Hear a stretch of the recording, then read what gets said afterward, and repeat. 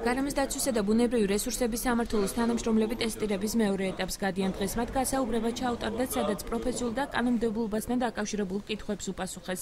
აჭარის გარემოს დაცვისა და ბუნებრივი რესურსების სამმართველოში სულ 70 თანამშრომელია, აქედან კონკურსში კანონმდებლობით გათვალისწინებული 29 თანამშრომელი ღებულობს მონაწილეობას, რომლებმაც ტესტირების პირველი ეტაპი უკვე გაიარეს. მათ არასამთავრობო ორგანიზაციების მიერ შედგენილ კითხვას წერილობით გასცეს პასუხი. კონკურსანტებმა 11 გულიანი ბარიერი უნდა გადალახონ. ატესტაციას უკვე მეორედ გავდივართ. პირველი როგორც კანონმდებლობის შესაბამისად ყოველ 3 წელიწადში ექონებება მოხელი ატესტაცია, შესაბამისად ეს ჩემ მუშაობის პერიოდში მეორეთა, როდესაც გავდივარ ატესტაციას.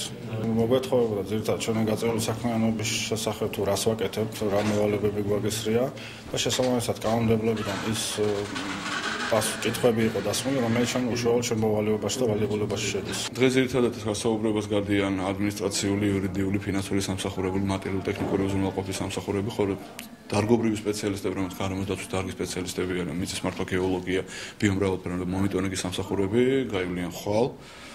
და მოკლედ შეფასება მიმდინარეობს და საბოლოო შედეგებით არის ქვედაზღვარი.